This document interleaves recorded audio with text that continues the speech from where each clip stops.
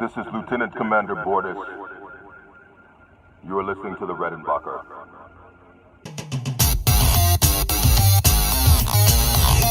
Welcome to the podcast. It's cool on the other side of the galaxy. It's the Redenbacher. I'm your captain, Matt Murphy, joined by Commander Ben Bullerwell. How's it going, Ben? It is going super good, Matt. I'm doing fantastic. I am super hyped to talk about this week's episode. How are things on your end, Captain? Well, they're great. But unfortunately, I heard that we're listening to this episode on time travel, and I don't remember that happening. Where the timeline split at one point. This is a historical episode that has a big impact on our history in the universe. Because I hear this Orville ship really got into some business. Yeah, you know what? I'm under the impression of the same thing, and it is news to me as well. What the hell is going on? I just seem to remember a timeline where I was a pig farmer instead of a captain, but I don't know. Anyways, let's look into this episode and see if we have any more ideas kind of come to us. But we're receiving a transmission. That's right. It's The Road Not Taken, written by David A. Goodman and directed by Gary Rake, who's continuing his path as director. He directed last week's episode and continued to kill it this week. What's cool is David A. Goodman is writing the comic, and if this episode is any indication, he's a great Orville writer. He wrote a couple episodes earlier this season, but damn, am I looking forward to the comic after this. I would have to agree. He's written some great episodes. This one is not an exception. This is phenomenal. And like yourself, Matthew, I'm very much looking forward to the comics. You guys can be damn sure that we're going to be picking those up and talking about those in the near future. So, clip in, fasten your space belts or whatever the hell you want to call it, and giddy up. No, I'm excited to see where that expands on the Orville lore in between seasons 1 and 2. And they actually had a page in Previews this week. Previews is a magazine they have for comics that comes out, and they just show all the future stuff that's coming out in a few months. And it looked pretty good. It felt like it was right off the show. So can't wait for that. But anyways, it's time to get into the time travel story. And I'm excited. It was good. The opening was really cool. It was a wintry scene, and you didn't even know what to expect. Because after last week, it was all speculation. There was no definitive idea as to what could happen. No, it's absolutely true. Last week where we ended, you've got no idea how this week's episode was going to start. It could be literally anything. Exactly. And last week I kind of thought that the Kalons might be involved because of all the talk of Aronov's research, and they did play a big role. And Aronov's research was a focal point of the crux of this episode. You darn tootin', brother. Yeah, so if you like these predictions and think I'm accurate or like to hear my thoughts, check out the Redenbacher blog that we do each week on Orville Central. That's pretty sweet. We've done about 4 of those, and there'll be another one to accompany this episode. And of course, check out the podcast. Which you Absolutely. Already have. I would very much like to tell everyone to go check out the blog post. They're written by yours truly, Matt Murphy, the captain here, and it is phenomenal. Thank you for that. Yeah, I have a lot of fun writing them, and it allows me to express more thoughts that I can't quite formulate for the podcast. So it's fantastic. So anyways, back to the episode. We have these 2 hooded figures where they have masks on, and we see them heading towards an outpost. And it's a Union listening post on Saren 4, which is cool because in Star Wars, there's a lot. This is the most Star Wars episode of the Orville. I'll get to that out of the way right now. But Yavin 4 is where the Rebel base is in Star Wars in the original trilogy. So I think that that's a really cool connection. I don't think it's any indication because 4 is the iconic number, and I don't think it's any coincidence that we have a planet that has the Roman numeral 4 there. So just earmark that. Mm-hmm. I would have to agree. I would say you're probably onto something, like you usually are. Yeah, so they enter the area and they search for supplies. They get out this microwave looking device, and it turns out to be a synthesizer later on, which is cool. But then we see that a Kalon ship flies overhead and 3 Kalon emerge, and we know that it's trouble. We know it's not good. And it's extra trouble because not only do they have guns for heads, but now the heads fly like drones and chase you, which is extra scary and awesome. Yeah, really though, if it wasn't hard enough to escape the Kalon before, now they're fully mobile. They can fly around, blasted to pieces from any direction. Now, did they always have this, or is this something that they just got since they were expanding their empire in the few months since the Orville failed? Yeah, see, that's something that I questioned as well. Obviously, we've not seen this before in the Orville, so I would say that yes, in this timeline, those 9 months, I think it was approximately, that had passed, I believe the Kalon have been working on their weapons game. Yeah, that's what I assumed. But something else I noticed when they were attacking the base later on, the Rebel base, they have their guns out, their turret guns, and they have spikes on the gun barrel too. I don't know if that was there before. I didn't notice it before, so not sure if that's new. It's not like a bayonet because you're not going to get up close with your head, but it might be more intimidating or make them harder to cut off or something. I don't know. Yeah, I actually didn't take notice of that, Matt. Good eye, mate. Yeah, I would say this is probably maybe just like a visual indication that this is in a separate timeline where certain things. I mean, I'm really not sure, but that's from what you've told me just now, and I'm trying to like make sense of it all. That's the best I can do of making sense of it. No problem. Just a little something I wanted to throw out there. So yeah, they get fired on, and the Kalon are not ideal at firing. They get a lot more shots on later, and this is not their best outing as far as target practice. They missed these two masked figures, and then we find out that they're Ed and Gordon. When I first watched the episode, I was like, I bet that's Ed and Gordon. Like, not just to say after the fact, Monday morning quarterback, but I knew it was Ed and Gordon. I could just tell by like the height and the two of them. I figured because they're like the two best friends there. Mm-hmm. And it's interesting because when you hear them talk before they like take their masks off, after I watched it the first time, you can hear Gordon's voice. Exactly, yeah. The first time I didn't know what was going on. I didn't know who these people were. The second time around, though, yes, I did pick up on Gordon's voice through the kind of muffled respirator kind of sound. It was cool because like you didn't know what to expect. I love this whole intro. It just felt like it was out of another world. No pun intended, because it actually is like another world we hadn't seen before. But it was a really sweet opening. It felt like a cinematic event. It felt like a movie. It felt like this was the season finale, which is obviously what you want to do when you end your TV season. Mm-hmm, absolutely. It has such a awesome, amazing feel. Everything was done so well. Like, yeah, no, it was couldn't great. be happier. It was great. So they get into this ship and they try to escape, but they chase them off. And they mentioned they thought they would be safe at that base. Clearly, that's not the case. They fly off, and Gordon can't get into quantum, so they have to figure out how to escape without, going at their top speed. So Gordon indicates that there's an ice moon around the planet and that they can just kind of buy time hiding in there, which was a really beautiful sequence. It was absolutely gorgeous, man. Like the inside of the ice moon and like everything, it was so beautiful.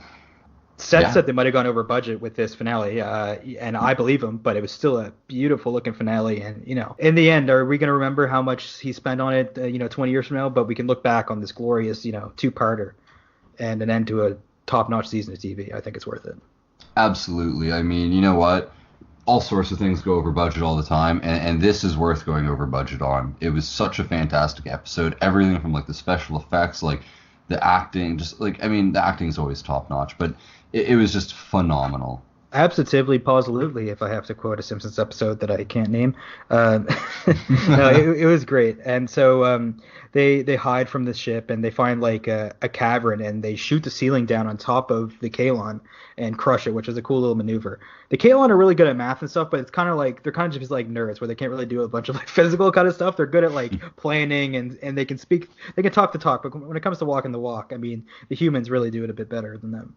It's absolutely true. I love in this scene too because after Ed shoots on the ice like kind of cavern and it collapses and destroys the Kalon vessel, then it's kind of like he just tells Gordon like, all right, go. It's like, okay, Gordon, like you got to navigate this like exact same thing that just killed the Kalon. Now it's up to you, and you did a great job.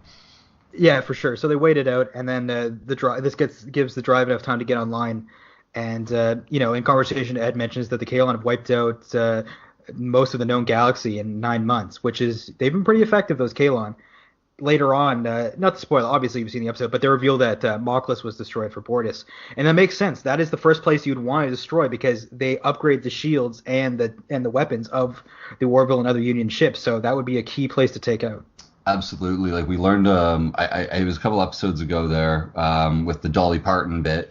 We find out that Moclus actually provides most of the Union with arms. So yes, it would be a prime target if you're going to try and end like an uprising or a rebellion or any type of defense, I guess. Really take out the weapons dealers. Yeah. And for all you Moclin detractors out there, not only do you get Moclus destroyed, but you only have like one Moclin at the end there for like 2.5 minutes there. So you guys can live with that. I mean, it balances out. You have a Moclin heavy season, but not that many Moclins in the finale. No, there's very little Moclus in the last episode. We barely see any of it. No, but and another thing is I barely noticed that Isaac wasn't really in this episode until like near the end, and it was still like a really strong finale. That just shows how great a storyline they have and what a great crew they have. When even some of my favorites like Yaphet and Isaac are really only in it for a couple minutes, and it still works like fantastically. Yeah, no, it's true. I mean, yeah, like Isaac and Yaphet are both some of like my favorite characters as well. And I mean, yeah, like Isaac's only in it for literally like 20 seconds or something like that. When, like, I mean, we won't spoil. I mean, you already know, but we won't get into it right now. Yeah, we won't get ahead of ourselves. Yaphet, he makes a very brief appearance, and it's a knee slapper. It's memorable. Yeah, it's a good one. Yeah. Yeah, so Ed recommends that they go to Caliban, and so they do because it just seems like a place that might have something they need. And I think it's interesting to see the Orville in a world without the Union. So it underlines just how important the Union is and how nice it is to have peace within the galaxy or some kind of nice rapport where not everyone's killing each other and living in fear. Yeah, absolutely. This episode really gives us like a look at like a galaxy of chaos, a galaxy without order, and what seems to be a galaxy without hope, which is very scary. So, always going a second date with Ed Mercer. Otherwise, who knows? Who knows what will happen?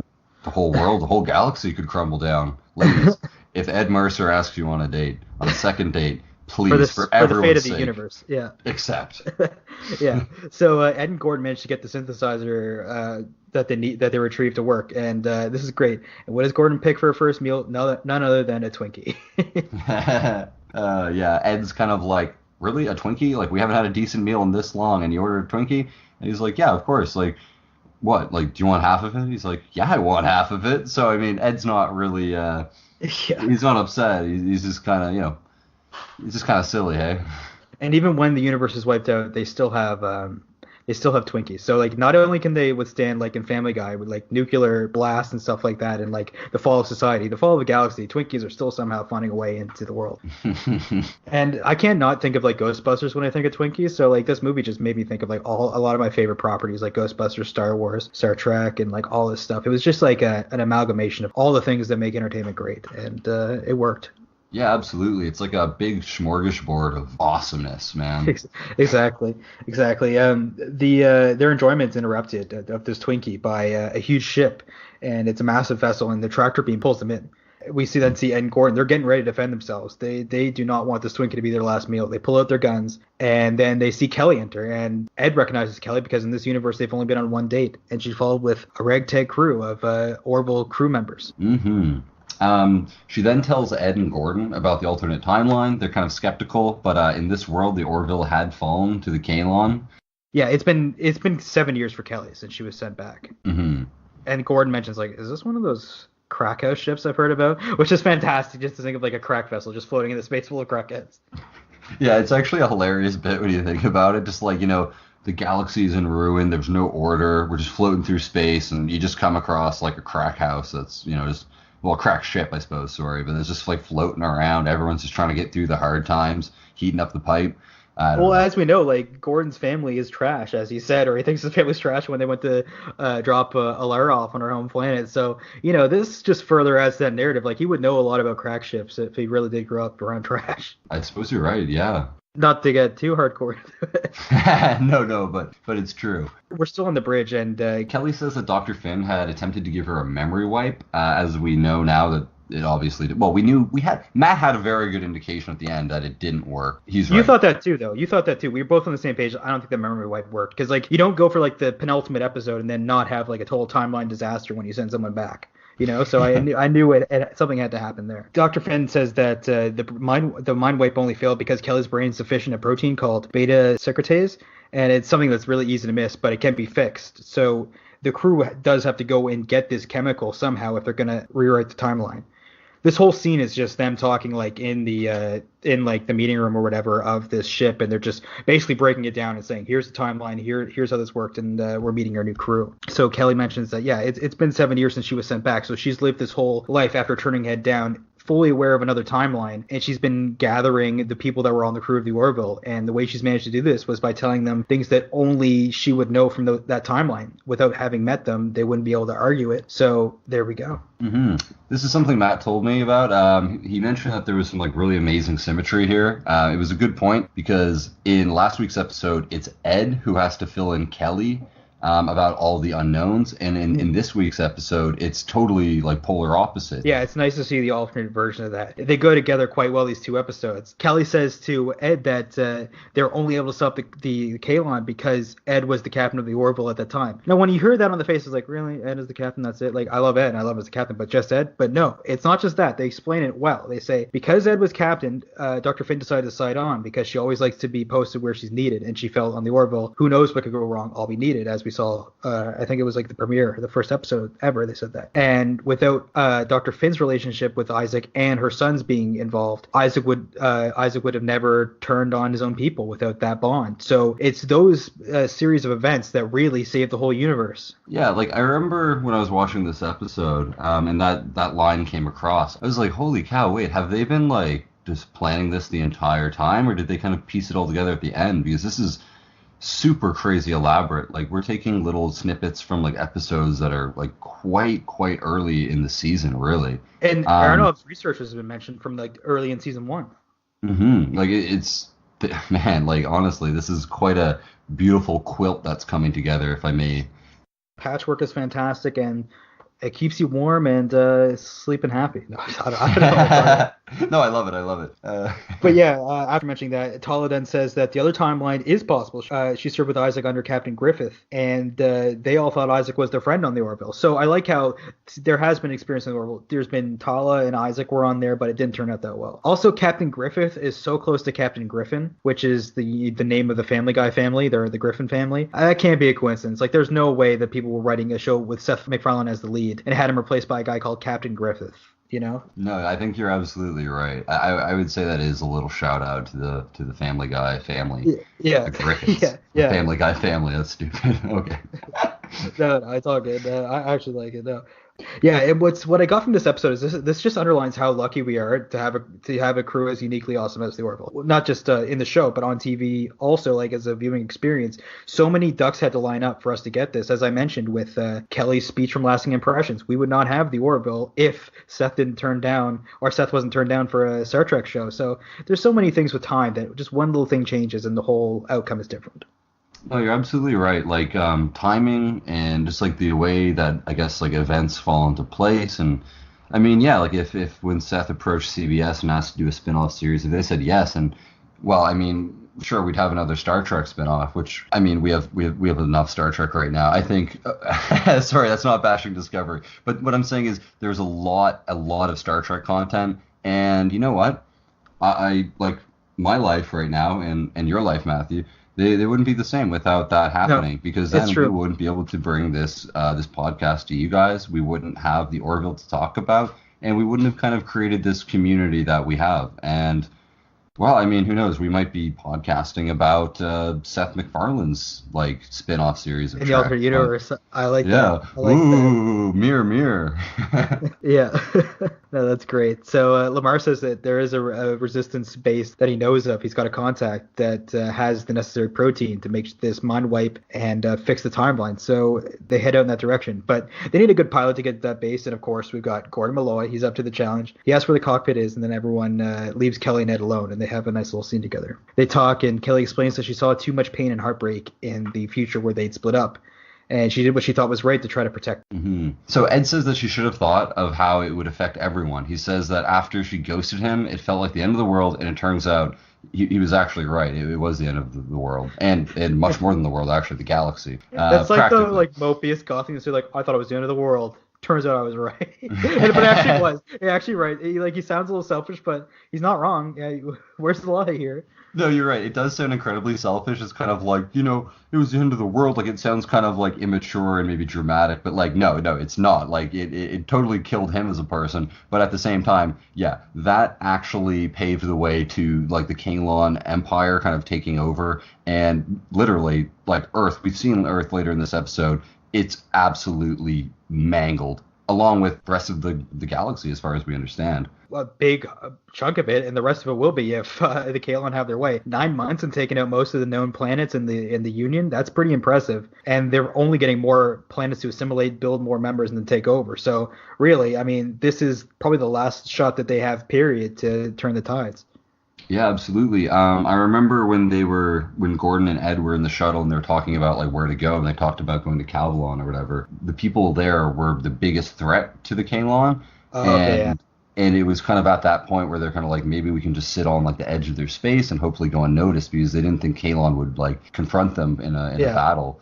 So, I mean, that's pretty much all we know of the surviving galaxy, is like this other very, very large, potentially like hostile, well, Yeah. actually very hostile, community, or whatever you want to refer to it as. Civilization, whatever's left, society. Yeah, Mhm. it's funny. What I like about when Kelly and Ed have that little scene together, and he says, "I was right" or whatever. Kelly just says like, "It's good to see you again," which like I really like that, just because she hasn't seen him in 7 years. She changed the whole galaxy, basically the fate of the universe, so that they would have a chance to like not break each other's hearts and be miserable, which she thought that there was a lot of pain. She wanted to stop that pain. So, she sees Ed, and he is still devastated. He's still going like, "Oh, it turns out I was right." Like he's still not living his best life apparently. And he No, was you're right. Like, it's definitely taken a toll on Ed. Like, even 7 years has passed, and he's definitely not over it. Yeah. Yeah, that's just some solid writing that I like, that just makes you think of all the different elements when we might not have time to fully see a universe without them, like for like a full season. Although I would be totally here if they wanted to do like another comic story that was like an alternate universe, that Cool. timeline, or just, a couple Elseworlds tales. That's comic books MO. Like DC does that all the time. Or a what if story. That'd be really cool to see. Yeah, That's I pretty much what agree. this was. Yeah, essentially. But I would love to see more of it, actually. Like, at this point, we actually don't know if season 3 is. I mean, let's put that out of the way. Season 3 is totally coming, guys. It's got to. But it's going to be a long wait to see. And we don't really know. Like, maybe we will get to see bits and pieces of. Probably not. Hopefully, the comics cover it. Well, the thing is with the renewal is Seth MacFarlane's contract with Fox expires, I think, in like June or July, like in the summer. Hmm. So they might not want to renew until they see where he's at with his contract. So I think Ed loves being on the Orville. I think Seth loves being part of the show. You can tell he's beaming, and he's a diehard Trek nerd. So I think he's going to do whatever he can without losing like his fortune here to go and keep the show on the air. And I'm optimistic. I don't like thinking about it too much. Like I think we will get it more than we won't. If not, there's a comic series, and I'm pumped about the 2 seasons we have. Like if this is all we have, it was a hell of a ride, and I'm happy for that. Like we could be in Ed and Kelly's timeline right now as they're having the date there, going like, yeah, this whole time, like if we're successful, it's over, like so, I hope it gets renewed, and I'm thinking it's more likely than not. Hmm. Fingers crossed. Guys, there is a petition. I believe it's on change.org right now. It I'm has gonna sign been that. absolutely exploding. I signed it when there was about 300 people signed. I went back a couple days later, and it's over tenfold of that. We're in probably by now, I wouldn't even want to guess, probably around 5,000 mark. That's awesome. So thank you everyone who's been supporting that change.org petition. Let's do all we can, guys. For sure. Let's make this happen. If we can change the timeline, changing the .org should be quite easy. No, No, it's good. It's good. So Lamar says that they're flying through space, and we see an asteroid field. So we're continuing the Star Wars vibes for sure. And Lamar says that the asteroid field was a former planet that was blown up, and it's in the process of slowly entering a black hole, which was a really cool display, and I haven't really seen that in a science fiction show before. Yeah, it was actually like super, super cool, man. Yeah, it was beautiful. I like that. And then we have Gordon dodging all these asteroids. Eventually, the crew finds the planet with the rebel base on it. I don't think we're ever given a name. And they send a shuttle. But it's announced that the Kalon could attack at any time, so we're going to use our scanners there to look out for the Kalon. But we'll basically be a sitting duck this whole time while you guys go down there and get that. Yeah, it's true, actually. But, these are the risks we take when we want to rewrite time.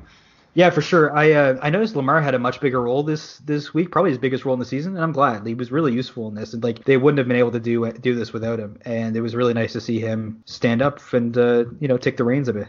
Yeah, no, absolutely. He did an excellent job. An excellent job. You're right. It was very Lamar heavy this episode, and he did not disappoint in any way. And I'm glad. The man is just dripping in charisma. You just want to see him on your screen more and more. He's great. You're right. He might be in my background soon. I'd love to see him on my screen. My background's been the Kalon. You can get awesome wallpapers at Orville Central. That's where I got mine. And it's been relevant. Like, we even made that meme about Earth Day. And little did we know the Kalon threat. The Kalon would appear in the next 2 episodes after that Earth Day meme on Twitter and Instagram at the Redenbacher, if you're interested. Which you ought to be. Yeah, we make memes sometimes, carve them from scratch, just handmade memes, just make them down by the pier there, and they're great. Yeah, the crew, they take the shuttle down and they find the bunker. It's like hidden, and it's all, I like the way the bunker looks. It's hidden and it looks like it's buried under some like foliage and stuff. And he goes up to the keypad and he types something in, but then out of the peephole we see Yaphit's face pop through, and this is very much like Jabba's palace in Return of the Jedi with the droid there sticking his eye out. It's like you can't not think of it if you've seen it, and it was fantastic. You know, Lamar says, "Hey, it's John," but Yaphit can't remember. He says a piece of him got blasted off that had that memory, I guess, and then he lets them in. Yeah, it's interesting actually, because after Yaphit said that, I expected to see, like, I don't know, maybe like a burn mark or like some concrete damage done to him. But he is a gelatinous life form, and it's interesting because, I mean, sure, I don't know, like, he might weigh a few ounces less or something, but it's interesting from like a physiological standpoint, where a part of him gets shot off, and perhaps like any part of his gelatinous self could be containing memory, which is quite interesting if you were to compare it to, you know, any other sort of biological life form where we have our brains. But I guess like Yaphit well, I didn't think of that. He's That's a mystery to me. Yeah, he's a mystery to me, man. Yeah, he looked pretty intact, but like you could like probably fill him with more like whatever liquid he's made of, or like whatever, like just inject him. But you're not going to be able to like recreate those memories, that's for sure. Absolutely, yeah. So while we're walking through the base here, Yaphit he calls over to a lieutenant there, and it's revealed to be our favorite, everyone's favorite, the hero. It's Alara, and it was so nice to see her, even if it was just for a little bit. I know. When I saw Alara, like my heart skipped a beat. I felt fuzzy and warm inside. God damn, I think I'm in love. Like, she's great. She's just got that like iconic kind of look to her where, you know, she's great. Everyone loves her. She's like the darling of the Orville. I mean, there's no denying it. Like, people are still devastated that she had to leave, but it was just really nice to see her. I saw online that somebody like called that the Alara was going to be there, and I included in my blog as well because like, when I read it, I was like, yeah, there's no reason not to do that. You just have to get Halston Sage to come in for like a day of shooting, and it's too perfect not to work. So, and of course, it came to fruition. It was amazing. I was so happy to see Alara back. I've missed you so much, Alara. Jesus. Yeah, Lamar and Alara, who if they were a couple, I think it's indicated that they might have been a couple because they share some words and it seems like they've got some history. So I will be calling them Lamara from now on. That's a couple. And that's the portmanteau for them, because I almost said it when I saw the two names in my notes. I almost just congealed them together like they're a Yaphit blob of a couple. But no, it would be great to see an alternate timeline like following this path with Alara, because she's still off planet, and she mentions that she's still taking her gravity injections or whatever to be able to continue the cause to, you know, lead the resistance. Yeah, absolutely. I would very much like to see Alara play a large role in the comic book, because we wouldn't even need the actor. Like, we just need rights to to use her likeness or whatever. And someone like David A. Goodman, who's writing the book already, who knows the character, to write it, or anybody familiar with the character. It would be so amazing to see Alara back in the Orville in some capacity. If it's not season 3, the comic books would be so fantastic. I would very much love to see her in those. Yeah, it's like all the alternate timeline stuff is sad. Like, of course, even like Malko's dying, that hit me with Bortus losing his family. But it was really sad to see Alara in a timeline where she failed as head of security. Like, she left to go beyond the Orville. Who knows if Captain Griffith was as great a captain and as nurturing as Ed was to her. And she's on the ship for, I don't know, could be more than a year. And then the Kalon come and wipe it out. And then the ship that she's in charge of, the Kalon, managed to overtake and turn the tide of the war. And then it's not her fault, but she would probably feel responsibility being in charge of security. So it's really sad that she doesn't have that. And it's nice to know that in the timeline that we are in, the current timeline, she's living happily with her family. You're right. I mean, Alara was always one of those characters where there was quite a bit of like tear-jerking moments. I still do. I have a very soft spot in my heart for her.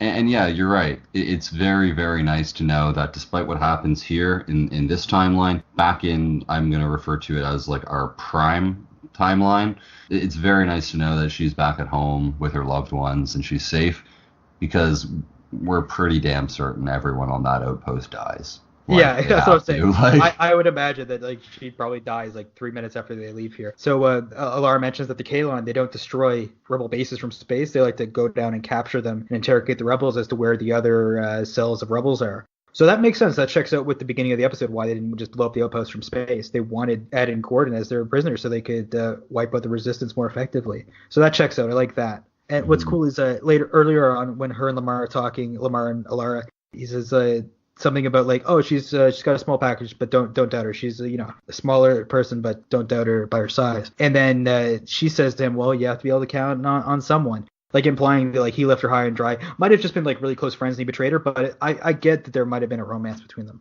Yeah, I'm with you, Matt. I think that they were definitely more than friends. It was you that underlined it when we spoke about it after we first watched it. Like we have the part there, and Dr. Finn gets the protein, but like we know the Kaelon soldiers they're moving in. The crew flees, and at this point, this is like a very emotional moment. It was for me anyway. When John says to her, he's like, like Alara, like there is room for you, and she says like, no, like I have to stay here. These people need me, and that's the last time we see Alara, and there is such a strong like tension there. And you can kind of see in Lamar's face, like when she declines the offer, like he knows he's got to go, but it hurts him a lot. And until you like start talking about it now, like she's going down with the ship, like she's like, no, none of my other people here have the offer to go on some magical vessel and fly off. I'm gonna stay here and either win this fight or die here with my people. She's such a phenomenal character. And again, I'm excited to go talk about those 13 episodes, or those first like 14 or 15 episodes that she was in. We're going to go over those in the summer, as we mentioned last week. And we hope you guys join us, because the Orville might be off for the summer, but we're not. The Redenbacher is going to continue throughout the summer, and we're going to keep going with semi-regular podcasts, if not every week. Yeah, we've got some big plans. We're going to be covering season 1. We're going to be doing our fan fiction, and when the comics air, we're going to be doing the comics as well. So guys, just because season 2 is over, like the Redenbacher's just getting started. Well, not getting started, but we're taking off, baby. Another indication that we might get a renewal. Well, I don't know if this isn't like a hard check in that column, but there's an Orville calendar coming out in 2020 for 2020. I'm gonna get that, which is nice. Yeah. I'm excited for that. I know one of the things for March, I think, is like Gordon and Lamar having a drink, and someone else is there in the picture. I'm not sure if it's Isaac, but no, I'm all there for that. I haven't bought a calendar in a long time, but I will for the Orville. Yeah, I can't even. I think the last calendar I got was like a cat calendar for my sister for like 5 Christmases ago or something. But yeah, this deserves a place on your wall, on my wall, and on every listener's wall. Guys, stay tuned for that. Or your ceiling, or the floor. I don't judge. Anywhere. You just buy it, okay? It's going to be beautiful. And when the year's over, you can cut up the calendar and you can tape it all together and you can make a beautiful poster out of it. Yeah. Jeez. Mm-hmm. That's pretty sweet. Or you can just wait until the year 2020 and when the timeline resets. Or no, I'm just kidding. That's Futurama style. But yeah, the rebel forces buy some time and manage to hold off the Kaelon. The Kaelon actually do get some shots here. They kill people just like when they're boarding the Orville back in Identity Part 1, when they were just shooting people. They were just like taking people out left and right. Mm-hmm. It's true. I hate to say, but yeah, like their little cell there were not quite as lucky as Ed and Gordon in the intro of the episode. Like the Kaelon are hitting mad shots. Like people are dropping like space flies, if I may. I don't know what a space fly is, but I imagine they probably don't drop though because there's no gravity. But whatever, they're dying, and that's awful. No, yeah, it's terrible. And right as we see Ed and Kelly and the crew get back into the shuttle, we see the rebel base blow up with all the rebels in it, assumedly, and Alara, which is devastating. But there is solace in knowing that, hey, if this all works, their deaths will be undone. There'll be a timeline where they're living happily. Mm-hmm. And that's what we hold on to here at the Redenbacher. Yeah. As they enter the shuttle, we see there's a Kaelon waiting there to take them to take them prisoner. And Kelly and Ed's teamwork, make short work of the Kaelon. And we get like the most heavy. It wasn't heavy-handed, but Kelly's like, I like it on top. And then she goes high and Ed goes low. And it just felt like a 1970s kind of line or something. But I'll allow it. The show, it works on this show. I loved it though. It was great. They tag teamed the hell out of that Kaelon. So yeah, after they take out the Kalon, Kelly tells Tala that she'll have to meet them halfway. Tala's still in space, and the Kalon are chasing after her, but they can't get all the way out there because they'll definitely get shot down if it's just the shuttle out in space against the Kalon. Gordon thinks this is a fantastic time to start teaching Ty how the ship works, and teaches them how to use the tractor beam. It says, "Hey Ty, is that your name? You can press that big red button, and then it pulls up the ship." Not the best time for this. I mean, like, you know, it's beautiful to teach the younger generation. At the present time, I mean, you know, shit, like, what if Ty pressed the wrong button and, like, everything just went south, you know? High risk, high risk. But that doesn't happen, okay? The shuttle barely makes it in. It's a very rough landing. And yeah, I love the scene when when Claire and everyone comes in, and Ty's like, Mom, I did the tractor beam. Finn's just like, Ty, that's great, like, whatever, like, totally dismissive. I mean, yes, in the very, like, specific time that we're in right there, you know, it's not like you're gonna pick him up and be like, oh, good for you, Ty, you did. It's like, we gotta get the hell out of It's like here. Simba trying to wake up his dad or mom. It's like, we get it. Simba, okay, we got it. You know, like, we know this, so we know. Like, also, like, I was like, what if he, instead of pressing the tractor beam, just like, oh, what's that button? And press the eject button, and then, like, Gordon goes flying through space, and then that's it. So they're in trouble. Like, no, I liked it for what it is, you know. I like how, like, the reference, like, you're dealing with, you know, the struggles of parenthood as you're trying to write the timeline. Mom, look, I did the tractor beam. Great guy, we gotta go. Yeah. And I liked how the shuttle enters the ship. It was very much like in Blood of Patriots when Orin drove the shuttle in there and just, like, barely made it in and, like, flew in and, like, hit the walls and skidded across. So I like that. Yeah, no, you're right. You know, I didn't really think of that, but you're actually right. It's very, very similar. Yeah, so we're still trying to escape the Kalon ships. I really like their design. I didn't really notice this before, but they are very much eye-shaped, and, like, the iris of the ship, if you will, like, pops out independently and flies for, like, tighter flying. That's really sweet. I mean, damn, man, the Kalon engineering is really, it's quite remarkable. Like, it looks beautiful, and it's very practical. Their ships, I think, will be some of the iconic ships in sci-fi, you know, like, you have Birds of Prey and all that kind of stuff. So I think they might be up there. I mean, they're really cool and they're effective. So you never know. Yeah, I would very much like to see some, like, Kalon models coming out. Like, I would definitely buy one and, like, put it together and display it on my desk here and stroke it while I talk to you guys about I'd how find much someone I on love the Kijiji to Orville. put mine together. Yeah, so at this point, the crew is realizing that the quantum drive is offline as the Kalon are closing in. Lots of ship troubles here because I don't think they can really maintain vessels as well as they'd like to when they're under threats of war at every turn. So I think that's why we've had so many quantum drive issues. And Gordon has to do some daring maneuvering, but it's not quite enough. So Ed indicates that the black hole from earlier that was pulling in the particles, Ed says, hey, there's that black hole. And Lamar says that it's possible to slip in just inside the event horizon because light can't escape. A lot of people had problems with this, and it doesn't really bug me as much. Like, yeah, the black hole probably should have pulled them in, but maybe they have enough thrust that they can stay out of the gravitational pull or not get pulled in completely. I mean, just because light can't escape, that doesn't really mean much, guys. Like, as we see with, like, the quantum drive, like, we exceed light speed, so it's not unpractical at all, in my opinion. Obviously, the quantum drive is down, but later in the episode, you see when they're actually taking the Orville out of the ocean, Ed says sub-light engines, so, like, there's, like, don't worry about that. There's guys. a lot of different functions in the spacecraft that, like, we couldn't even, like, comprehend. But no, I was fine with this, and either way, it was worth the visuals. Like, it wasn't, like, as world-breaking as in The Last Jedi when we, like, smashed through a ship. And while it was beautiful, it destroys, like, the entire, like, universe of Star Wars battles. But either way, that's neither here nor there. I think this was really beautiful, so we get to see, I don't know what it was. It was, like, that, like, pinkish thing with, like, all the lights rising from it. I guess that's, like, what's inside a black hole. And then just seeing all the Kalon ships moving quickly as they experience time dilation. That was interesting. Mm-hmm. And I actually really like the time dilation thing because, like, as we know, that actually is, like, the way things happen. If you're, like, orbiting something that has a much higher, like, amount of gravity, time actually does, like, alter.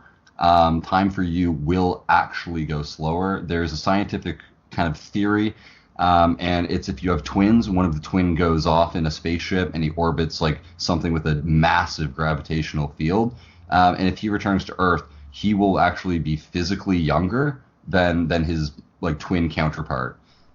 No, but that is cool. So that's hashtag real science. But And of course I did like the cross motion with my hands. That is not, that's not. Also, I think that's like timeout there in soccer or whatever, or But as the Kalon give away, we see that the ship has experienced like 2 days of time. Ed mentions that, or one of the crew members says, and then Gordon goes, "Man, how was your weekend?" It's such like a dad joke. Yeah, I know. I love that. It's so dry, and you're absolutely right. Like that is such a dad joke. But you know what? Who knows? Maybe that's some kind of foreshadowing to Scott Grimes' relationship.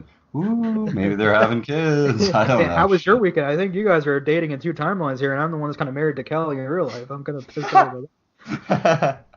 But no, I just love those like stupid corny jokes like, well, how was your weekend? Like it's like in that South Park episode where they go to Peru and there's those giant they're going through a forest and there's like giant fruit and vegetables on the tree, and he's like, wow, how do you like them apples? Like as they point to some apples and like just making a ton of puns as they pass everything.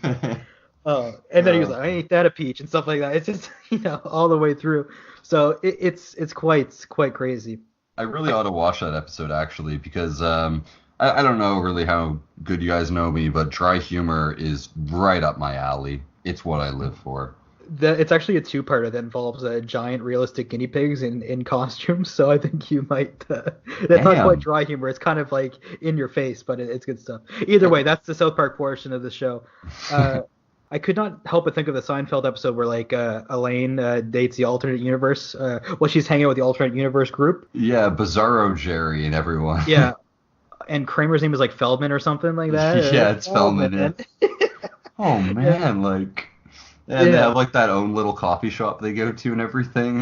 yeah, it's just not the same. This is kind of where we were, and I mean Kelly was basically the Elaine. She was the one that's the connecting thread. So. Oh my God, you're so right. Captain or Commander Elaine Bennis. Yeah, Julie Louis-Dreyfus reporting for Awesome here. So I like that. So yeah, the more I make these connections, these text to text or these show to show connections, you never know what you might find. So there's that useless little bit of connective tissue. Well, you know what? I love that little piece of connective tissue. There you go. It's my favorite. It connects everything. Hopefully, we're connecting your ears to our hearts with this connective tissue. Yeah, so after Gordon says, like, how was your weekend, we find that the quantum drive is back online, and Kelly sets a course for Earth. And Ed goes, I thought Earth was destroyed. And Kelly says that they have to go back because the Orville is there, and it has Isaac's files and Aeronauts work. And Lamar says that the Orville wasn't destroyed, that it was, like, losing systems, and it was plummeting, but they managed to get off with some escape shuttles. So Ed inquires, he asks, like, well, so, okay, if the Orville is still intact somewhere, where is it? And Kelly is, in this episode, kind of the bearer of bad news. And turns out it's in the Marianas Trench, actually. 7 miles they don't even down. realize. They just know it's in the Pacific Ocean, but when they get there, they realize it's in the Marianas Trench. Which, of course, leads me to quote All American Rejects songs instead, to think, because I mixed the two bands up, and I was like, well, they'll keep that their dirty little secret, but of course, no, that's all that remains. But, so who has to know, you know? Yeah, I'll save the All That Remains references for Preacher. Anyways, guys, we're getting back to it. When we're on the ship, we see Lamar looking at the remains of that Kalon corpse, and he's trying to get some information from it, but it's not working. Kelly comes in and asks him after, and he tells her this, and he says that Ed wanted to see you in his quarters. And so Kelly shows up. She sees Ed has set up a nice little second date. No better time than when the world's going to end. Although it probably does take like 6 hours to travel these places at least, so you may as well get your date on.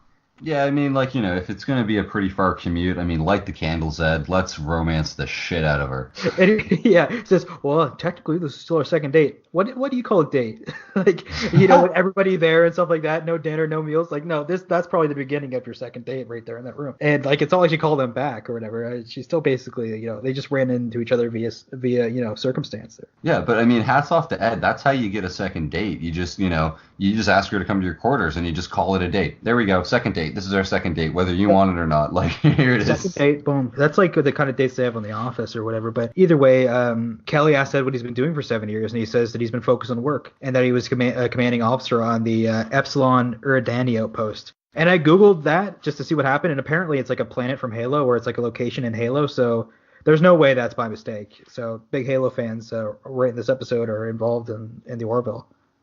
That's really interesting, actually. Now all I need is Gordon. I just need Gordon singing the theme of Halo. Oh, Wait, that's the wrong song. It's close enough. That's Final Fantasy, man. I've been playing too much Final Fantasy right now. Sorry, guys. No such thing. No such thing. It definitely wasn't your Final Fantasy though. You've been enjoying at least 20 of those. Sorry, that's that's like the Final Fantasy joke people make. But yeah, well, I'm glad it was made. It really brought a smile to my face. But yeah, after Ed mentions his time on the Epsilon Iridanio post, she says that like, oh, I thought you wanted your own ship, and he says, yeah, and I got close, but then the Kalon happened, and it didn't work out. So he never got that promotion because everything was wiped out.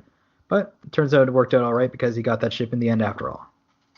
Yeah, you know what? One way or another, he's gonna captain the Orville. Good for Ed, doesn't even let the bloody timeline interfere with his dreams. It's his destiny. There's a lot of, destiny is kind of like an underlying thing, but like in some way or form, no matter what, Ed always has to become a captain of the Orville. It's what's meant to be.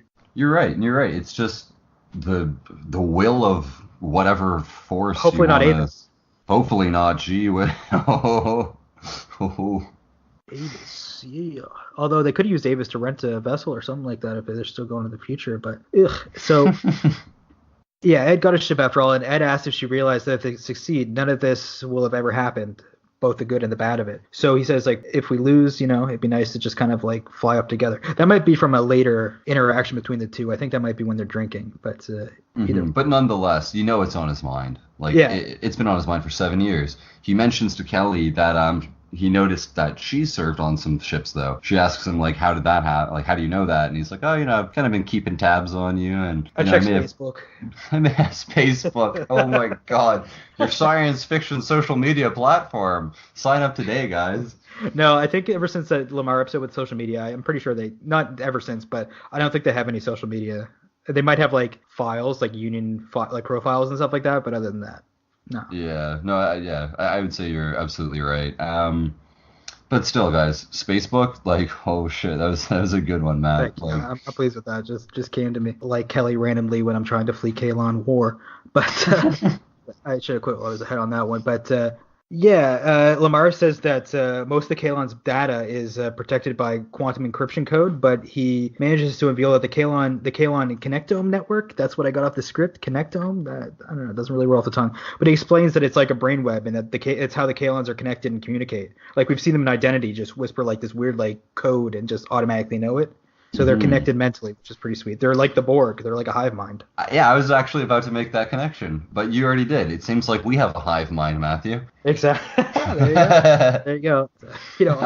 I'll continue. So anyways, the ship arrives at an incredibly desolate Earth. I love the look of Earth. It was so gray and lifeless. It looked like the water might have been gone, and it was really devastating, but also like really well rendered. Yeah, it was beautiful and scary and... Well, I mean, like, yeah, the animation team did a super cool job with everything. We also see that when we get to the Earth, that the moon's been like not destroyed, but like basically like a big chunk of it's been like shot out, and it's just like sprayed across all around it. Yeah, it's been like slap chopped, like to hell. All I can picture is like a giant being like just like doing the slap chop. By the way, we're not sponsored by Slap Chop, but hey.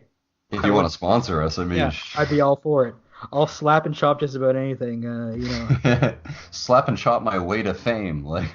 So anyways, we go past the moon, and the scanners reveal that the Orville is at the bottom of Mariana's Trench, as we referenced earlier, but Ed mentions that it's like 7 miles down, and the ship might not be able to withstand that much pressure. And here's Lamar... Ever so useful Lamar, he saves the day again by saying like if we reroute the shields onto the shuttlecraft to like dedicate all the shields to it, that it should be able to withstand the pressure and make it down. Mm-hmm. Like hats off to Lamar, like freaking brilliant engineer. I don't know. I applaud thee, Lamar. I want to see more of Lamar. Like he was killing it.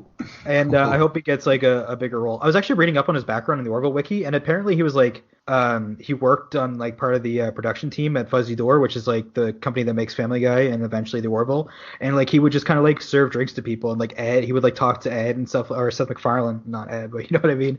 Yeah, and so he built up his relationship, and eventually Seth was talking to him about like a perfect role, and they went to dinner, and then bing bang boom, the Orville. So no way. It's cool to see Lamar's rise to to become a member of the ship, and I'd like to see more from the actor. I feel like he's got a bright future. I'd love to see him play like a superhero or something. Yeah, that would be super cool. I mean, yeah, like Like he's such a talented individual. I'm so happy that he's been given the opportunity that he has been on the Orville. It's a big step up from kind of like behind the scenesing, if I may. And you know what? He fits great in the spotlight. Like the spotlight was made for him. Yeah, So no, he's great. let's get more of him. For sure. And if there was one episode I wanted to be most prominent in, it would want to be this one. So I'm glad he got to, play a big part in this.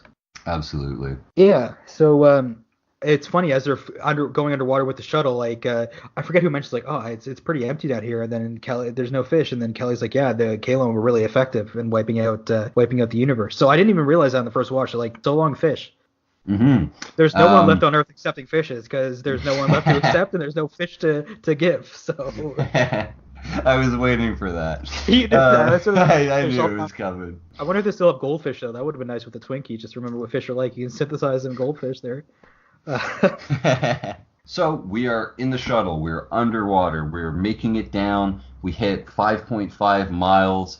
The shuttle is under great pressure. It starts to rock and shake. You can see that Ty is very scared. Gordon even says, like, this is crazy. Like, we shouldn't be doing this. Like, we should get out of here. And Gordon says it is crazy.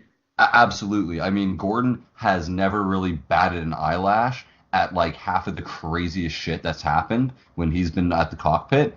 Yeah. And if he doubts it, that's a very, very good indication that this is, like, extremely sketchy, I guess. Yeah, really. The stakes are high. Mm-hmm. Yeah, and eventually they do make it to the abandoned Orville. The shuttle bay is luckily open there, and they come on in. We explore the ship. People are wondering, is there anyone else here? And we get to the bridge. Ed asked Tala if she can open this jar of pickles. So, like, I'm not sure if this was the first time that he's asked her that, but this was the proverbial passing of the pickle jar, where she is the new main Zelayan. She is officially, replaced Alara. Mm-hmm. It's true. Like you say, I'm actually not sure either if this is the first one, but yeah, like Tala is officially our Selayan on board. Like, yeah.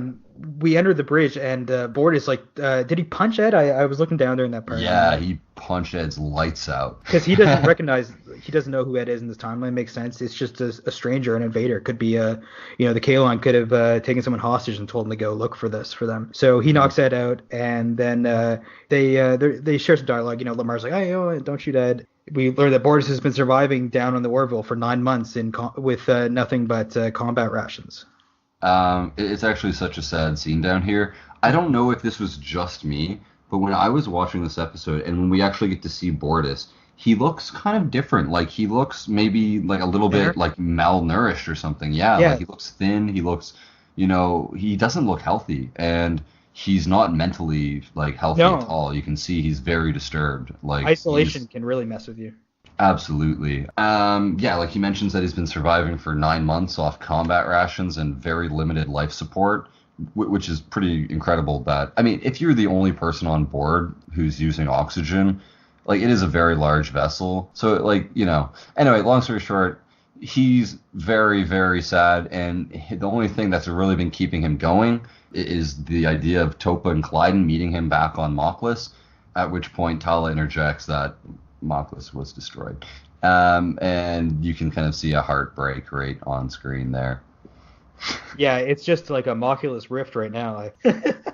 No, that was stupid. But anyways, like, it is devastating, and like, I felt terrible. Like, a lot of people like hate Clyden, but like, you at least have to feel bad if like Topa's gone. And I feel bad because like, even if Clyden's like a piece of shit, for lack of a better term, like, they still love each other, and he still like would be like, it's still not, you don't want to lose your child, let alone your child lose their parent or anything like that. So this hit hard, and it made sense as I mentioned earlier, you would destroy Moklis since they have such great technology, and they're really ruthless and don't care about a lot of stuff that human Terrans would. So it makes sense that they would take them out. Absolutely. Yeah, like, they're definitely like one of the first planets to probably have gone, I would say. They're definitely the biggest threat to the Kalon, and they're definitely like the biggest chapter in the Union that really... if you don't take out Moklis, you're pretty much left like the queen on the chessboard, and she can do a hell of a lot more than the other pieces. If you don't know, which you probably all do. Yeah. So, they share some words Bortus says to Ed, he's like, look, if you're the person that I've heard about, you are meant to take this captain's chair. And Ed kind of, feels reserved about it because, he's wanted to be captain, but everyone's telling him he's like this like amazing person that has managed to end the biggest conflict in his world. So, he feels a little unsure of himself, just kind of like you are, whether like you would be, like whether or not you're ready to take on your destiny. But Ed takes command and they take to the skies once again. Doesn't miss a beat.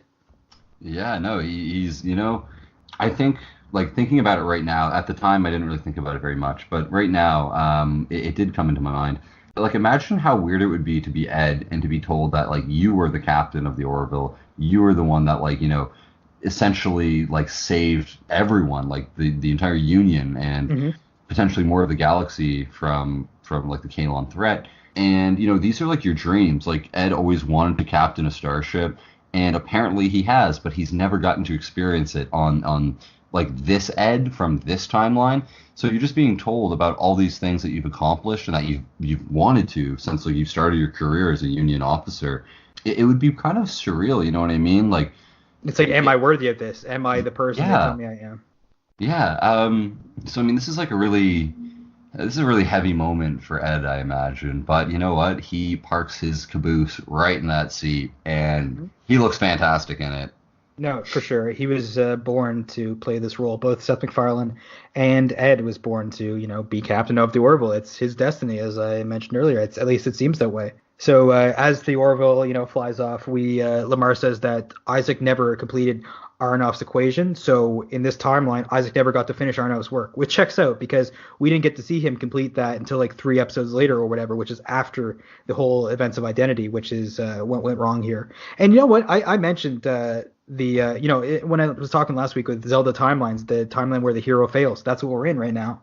So, Wow, no, you're absolutely right. Yeah, guys, this podcast, right 50% of the time, every time, like we.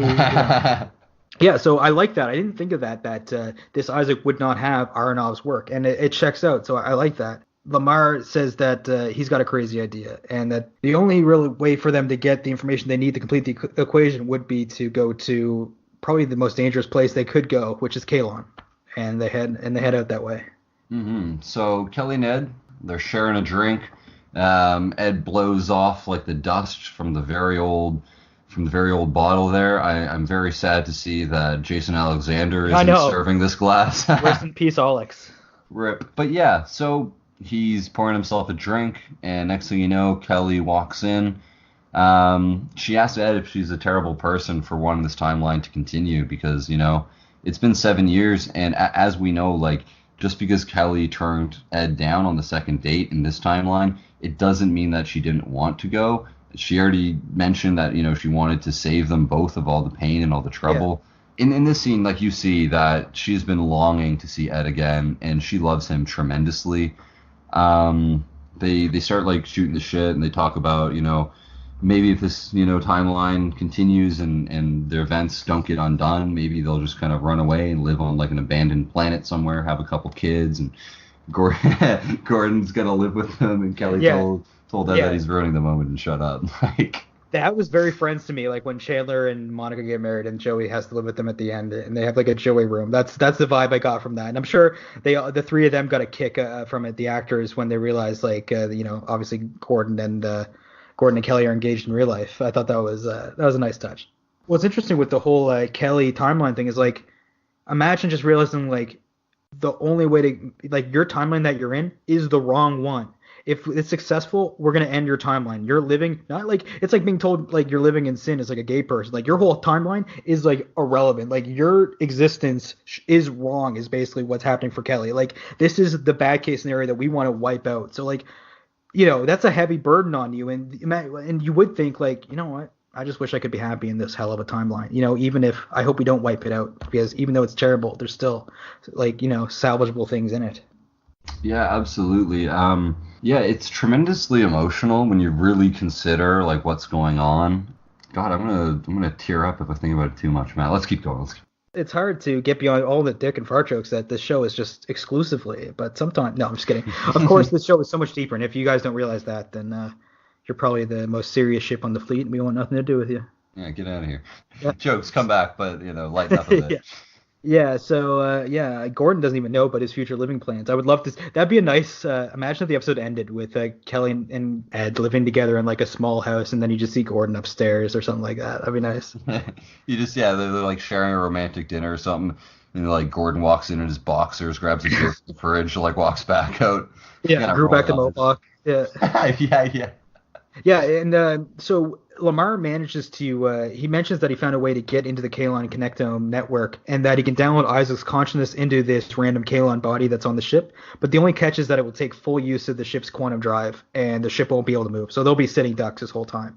Mm-hmm. And it was up until this point, like, as I mentioned earlier, I didn't even realize there was no Isaac in this episode. And I feel like he's one of the best parts of this show. So hats off to you guys just making a hell of a season finale without even having to, like, rely on some of your pinch hitters there.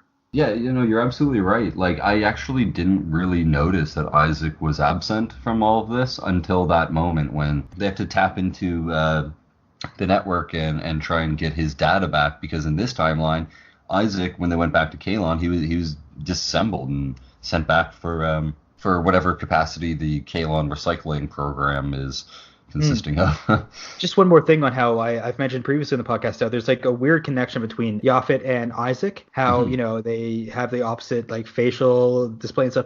But in this episode, Yaphet loses a piece of himself and we only see a piece of Isaac. So they're incomplete in this timeline as well, which is kind of cool. They're both missing a part of themselves. Yeah, no, you're actually absolutely right. Like, Isaac is missing his entire body, like he's been sent back for reprocessing or whatever. But his consciousness is there, and Yaphet, like you say, you got part of his mind blown out. So there you his go. Gelatinous memory. I don't know if it's his mind, but no, you're right. That's an absolutely awesome little thing to pick up on, Matt.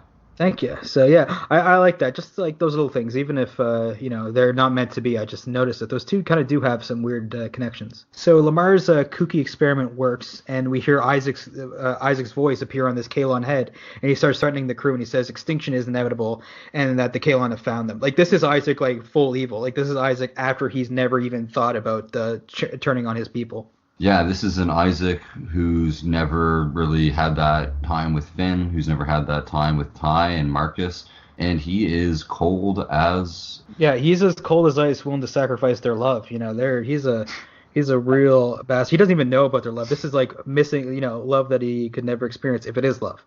But we see Lamar gets the equation that he needs off of Isaac. He manages to find it in the databanks. And then Dr. Finn says goodbye to the boys and gets ready to time travel. So we get the crew all set up as this is a nice little sequence as the Orville has to use like all of its systems to be able to, send Kelly through this process, wipe Kelly's mind and stuff. So it's a lot going on. Mm-hmm. It is a lot. And I like that scene there when Finn's saying to like the boys that she's got to go. Ty's like, but Mom, look, I don't want you to leave. And she's like, I don't want to go either. But you know what? I'll see you again very soon in a much better place. Such brave crewmates, eh? No, that's what's nice about time travel is like if someone tries like, don't worry, it'll work. They'll know within 2 seconds or they're dead. So, don't have to, no suspense there. Yeah, no, for sure, eh? Yeah, so Ed asks Kelly if she'll marry him, and then right before they're about to complete the mission, and then she says yes, and then boom, the Orville explodes, which is the preview we saw in at the end of last week's episode, which you knew they had to include that as like a teaser for next week. How can you not? There was 2 times thinking like when we saw the Orville buried at the bottom of the ocean, I was like, please, Fox, don't let it end up like this. Don't let the Orville stay at the bottom of the ocean. And also with the ship blowing up, I was like, please, Jesus. And I said on Twitter, someone was like, if you watch that GIF in reverse of the ship blowing up, it actually spontaneously recombusts itself into the ship. So it's just coming out of nothing to become the Orville. So after this like explosion, we see past Kelly. She has bangs, so we know for sure that it's 6 years ago. Can't be anything else. Or 7 years ago. She wakes up in her apartment. She synthesizes a coffee and then disappears as the coffee hits the floor. We hear like a big like vibrating. She's like, ooh, and it's something with the timeline. She disappears, and then we see her wake up on the floor. And then she stands up, and Dr. Finn appears behind her. And then she tells Kelly that the memory wipe didn't work. She tells Kelly to trust her and that she's going to go back to sleep.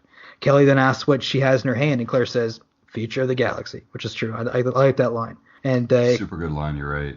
Yeah. So Claire injects her with it, and it wipes her memory, we assume, and then she disappears. Kelly wakes up to a phone call, and it's Ed, and she agrees to the second date, and all is right in the world. You know what's a theory I just thought of? What if Kelly, in the timeline we saw of the Orville, well, it's kind of like a time loop, but what if Kelly, that we've always seen divorcing Ed, even though it looks bad or whatever, she knew in the timeline that this all had to happen, otherwise the Kaylin wouldn't fade. Oh my gosh. Yeah, so like if she knew this divorce, like they could have got back together after they realized the Drulio of it all, and that could be the reason she uses like, I just don't want to see you hurt, Ed. I just don't want to see you hurt. But like really, Ed being hurt would be him not being captain, the ship blowing up, and the whole like the Kaylin taking over. That would be Ed getting hurt. You never know. You're absolutely right. Yeah, that's heavy, man. I just kind of thought about that as we were doing that there. All these time travel theories just melt your brain, but still, they're very interesting to think about. Yeah, they're very mind-boggling. They're very hard to kind of grasp. That makes them so much more interesting, though. Really, I would argue. Yeah. After Claire wipes her memory and disappears, Kelly wakes up to a phone call, and it's Ed, and she agrees to go on a second date, and all is right in the world, or so we think. This leaves us at most of us assume, we're led to believe that the universe is all is right in the world and the timeline's fixed. And I guess the alternate timeline we spent most of this episode in is gone. Yeah, no, I guess it's all undone, really. Like, it's never happened. I guess we're back to what I've referred to earlier as our prime timeline. I think it would be cool to have like a multiverse, though, of having this timeline go on. I'd be cool with that in the comics, or like I still think that like the Kalons still have that time code from Isaac. Like they still have Aronoff's research, but he didn't complete it. So that's what I missed last week. He hadn't completed it, but if one Isaac can complete it, I bet like a planet of Kalons can probably complete it. You know. Like I'm sure Isaac isn't the only Kalon who's able to really like process these equations. But like shit, dude, who knows what season 3 may hold? It may just be a whole lot of fringe going on here, flying through different timelines. I know. Multiverse stuff would be amazing. I'd be down for that. Like, and then we could have a crossover for the season finale where the Kalon in both worlds, the Kalon and the Mochlin in one world team up. Like, that'd be crazy. Oh, it would be pretty cool. Yeah, it would be heavy duty. No, exactly. So I thought this was an amazing season finale. Like I said to you, I was like, I don't know if this tops Identity or not. Like, but if you can compete with Identity Part 1 and 2, then you've got yourself a hell of a season. They've done a fantastic job with this episode. I'm going to be sitting on the edge of my seat until season 3 comes out. Fingers crossed. Say a prayer if that's the kind of thing you're into, whatever. Yeah, man, like this just leaves a lot of potential. Definitely, it like it's wide open, so they could go anywhere they want. And also, it's nice that if the show never comes back, it's a nice way to close it. You know, where everything was perfect and it was like Kelly and Ed's relationship managed to, you know, even though they're torn apart, they managed to combine the timelines. And I mean, we got to see them share their love together in this episode. You know, like they shared the kiss, like they had plans for their future. Ed asked her to marry her if, you know, this all doesn't work. We got to see Ed and Kelly's love for one another kind of fulfilled, even though it was only for like a brief couple minutes and everything. But yeah, I mean, it's kind of like full circle, except there's still a lot of questions. Yeah, I can't wait to see where they go. And we will do a podcast as to where season 2 could go for sure, or season 3 could go for sure, or just what we'd like to see as well.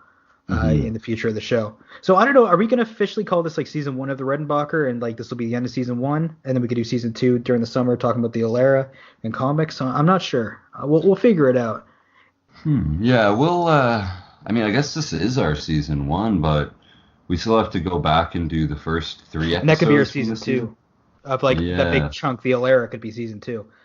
But yeah, we'll see. We'll if you guys have suggestions on that, let us know.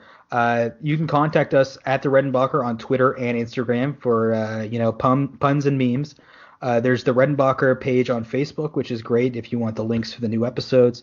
The Redenbacher is also on Reddit at /u the Redenbacher or whatever. Just search the user Redenbacher. We're there. And thanks so much for listening this season. We've loved it, and it's heightened my enjoyment of the show, and I hope it's done the same for any listeners out there. Yeah, guys, I'd like to take this opportunity to thank everybody who's been tuning in. It means so much. Matt and I have had an excellent time, like watching these episodes, talking about these episodes, prepping these episodes that, like, of the podcast for you guys, recording them, editing them. It's been such a great experience. It's been such a good journey. And we're just so happy to have you guys like on board the Redenbacher per se. Exactly. It's fantastic, and thanks for joining us. It's been great. Ben, do you got anything else you want to add? Um, I guess just stay tuned to see where the Redenbacher voyage is next, guys. Exactly. We love ya. Stay frosty. And from the Horsehead Nebula, for Commander Ben Bullerwell, this is Matt Murphy, signing off.